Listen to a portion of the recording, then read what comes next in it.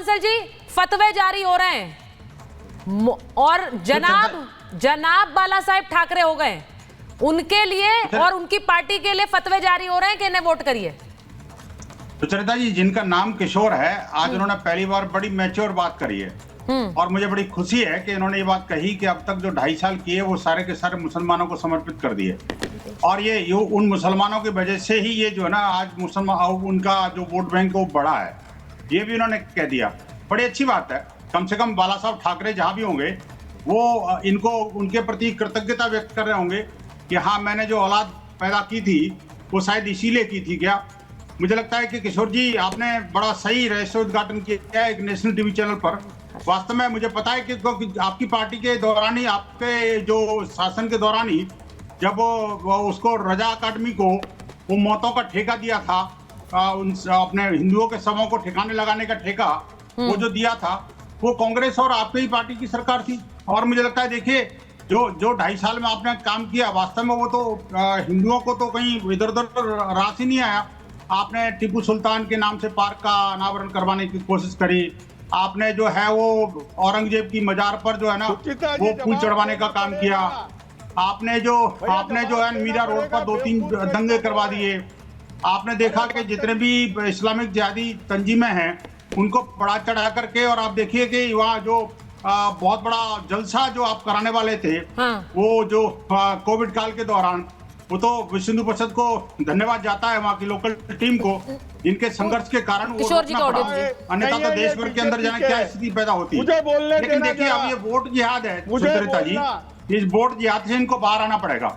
नहीं, वो कह रहे हैं हमने तो 2.5 साल काम किया इसीलिए मुसलमान हमें वोट दे रहा है, इसका वोट जिहाद से कोई लेना देना नहीं है, वो तो ये कह रहे हैं। तो सुचरिता जी, ये सामने नजर आ रहा है कि 160 जो है मुस्लिम और मुसलमान एनजीओ, वो इन सारे पूरे गैंग के लिए काम कर रहे हैं। और आप देखिए कि वो जो 160 एनजीओ है, मैं तो भारत सरकार से कहूंगा उनके फंडिंग की और उनकी जांच कराई जाए कि आखिरकार वो कहां से फंडिंग प्राप्त कर रहे हैं और कैसे हमारे पॉलिटिकल सिस्टम पर कब्जा जमाने की कोशिश कर रहे हैं।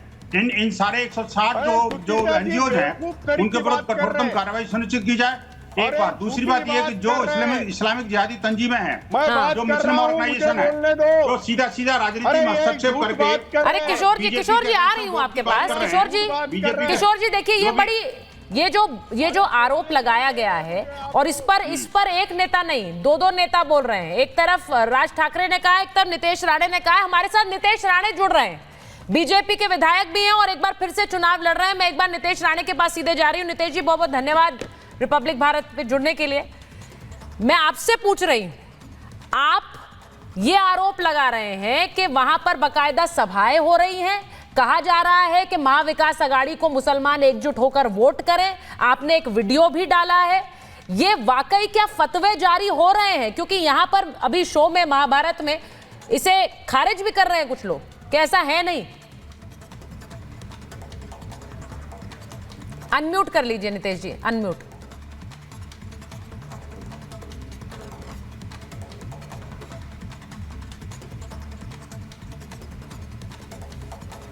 नितेश जी का ऑडियो नहीं आ रहा है। ठीक है, मैं वापस आ रही हूं। राधिका जी देखिए, ये बड़ा क्लियर है कि जो आरोप लगाए गए और जिस तरह से वोट जिहाद की बात कही गई है, ये बड़ा एक डेंजरस ट्रेंड है। और अगर सवाल इसलिए भी डेंजरस इसलिए है क्योंकि अगर हिंदू बटने ना बटने की बात करता है तो वो तो विभाजनकारी हो जाता है। यहां अगर मुसलमान एकजुट होकर बोले तो अतीकुर रहमान साहब हम तो करेंगे, उसमें क्या है, हमारे पास कोई विकल्प नहीं है। जी बिल्कुल, यही बात आप बिल्कुल सही कह रही है कि अगर यहाँ पे फतवा जारी हो जाता है, इस तरीके से वोट जिहाद किया जाता है, तो वो बिल्कुल सही हो जाता है, तब वो सेक्युलर हो जाता है।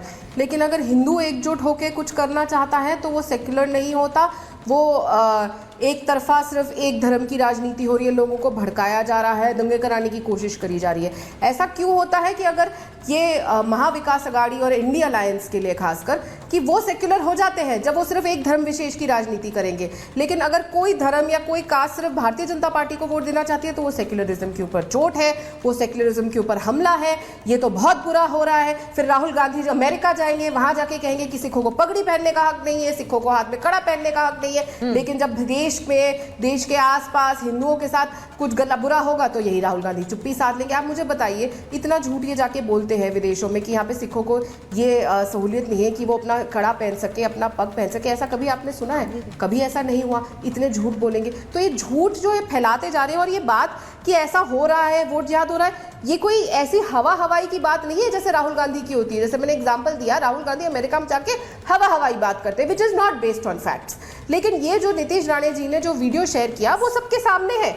उसमें ऑडियो बहुत साफ से क्लियरली सुनाई दे रहा है कि क्या बोला जा रहा है। और वहां पे महाविकास आघाड़ी के शीर्ष नेता बैठे हुए हैं। उद्धव ठाकरे के दाहिने लेफ्ट हैंड है या राइट हैंड है, वो वही जाने, वो वहां बैठे हुए हैं। इनके लोग सब बैठे हुए हैं, तो सामने है ना कि क्या हो रहा है। और यहाँ पे नहीं, तो यहाँ पर किशोर जी तो, राधिका जी, किशोर जी तो मान नहीं रहे। किशोर जी तो कह रहे हैं हम काम कर रहे हैं इसलिए हमें वोट मिल रहा है। किशोर जी जरा जल्दी से बोलिए, उसके बाद मैं अतिकुर जी के पास जाऊं। ये सभाएं हो रही है। अगर कोरोना काल में अपने घर से ना, अब कोरोना काल में अपने घर से ना निकलना काम होता है। अरे भैया अभी गई है ये। हाँ, अरे भैया अभी गई है, ये कहाँ इतना बोल रही है? अभी गई है, मुझे बोलने देना, अभी मुझे बोलने देना। कौन गई है? सुचिता, मैं बात करूं?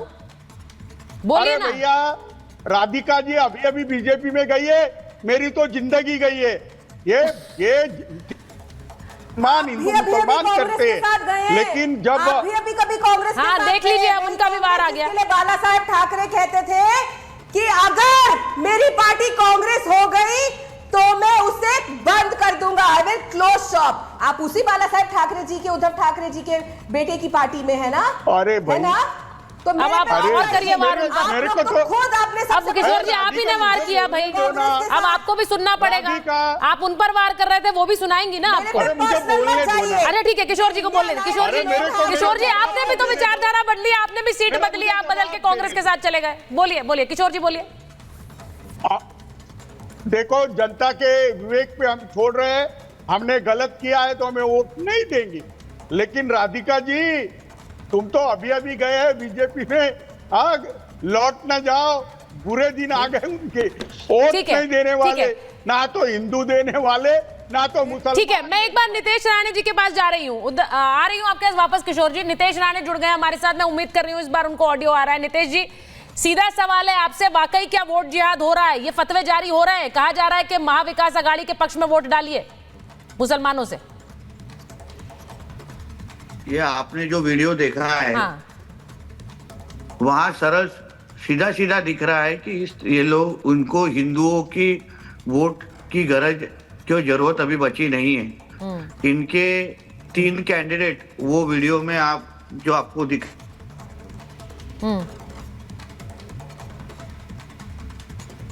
ले रहे हैं, जहां वहां सीधा बोला जा रहा है कि महाविकास आघाड़ी को आपको वोट देना है।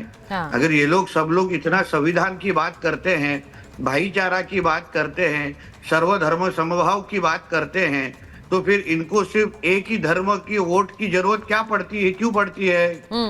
फिर इन लोग सर्वधर्म समभाव के हिसाब से सभी धर्मों को साथ में लेके आने की बात क्यों नहीं करते? एक तरफ राहुल गांधी जी हाथ में संविधान पकड़ेंगे और दूसरी तरफ उनके ही पार्टी के या उनके ही सब अलायंस के लोग यहाँ बैठ के इस तरीके से फतवा पढ़ाने लगाएंगे, तो फिर इनको मतलब हिंदुओं की वोट की जरूरत ही नहीं है। मतलब महाराष्ट्र के हिंदू इनको वोट ना करे, सिर्फ इनको मुस्लिम समाज की ही वोट चाहिए। इससे सीधा स्पष्ट हो जाता है। लेटर आ रहे हैं कांग्रेस पार्टी को, कि आप वक्फ का विरोध करने वालों को साथ देंगे क्या? ये अलग अलग चीजें बताई जा रही है। तो मतलब महाराष्ट्र में क्या सिर्फ मुसलमान ही रहते, हिंदू रहते नहीं है? हिंदुओं की वोट की इनको जरूरत नहीं है? तो फिर हिंदू समाज भी ये महाविकास आघाड़ी वालों को तो 20 नवंबर को महाराष्ट्र का हिंदू समाज जरूर जवाब देगा